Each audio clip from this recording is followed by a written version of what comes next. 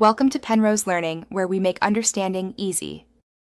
In this video, I will explain how to play Among Us. First, understand the two main roles, crewmate or imposter. As a crewmate, your goal is to complete all tasks or discover and vote out the imposters.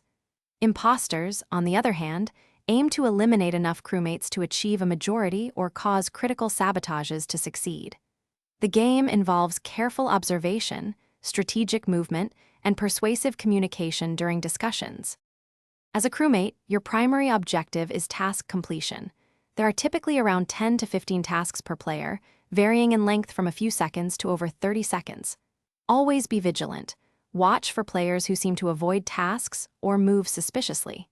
Sticking with one or two other crewmates provides safety and helps confirm who is innocent.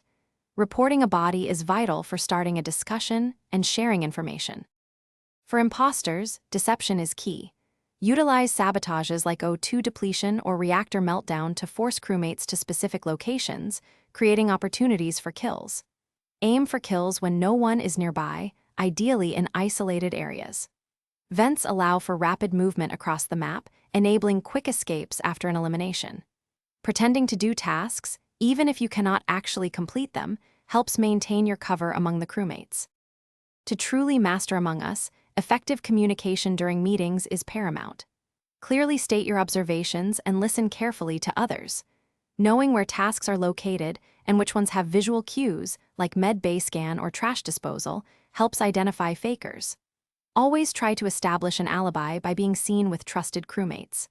Finally, adjust your playstyle whether there are 1, 2, or 3 imposters in the game for optimal success. Thanks for watching. If this was helpful, leave a like and consider subscribing. See you next time.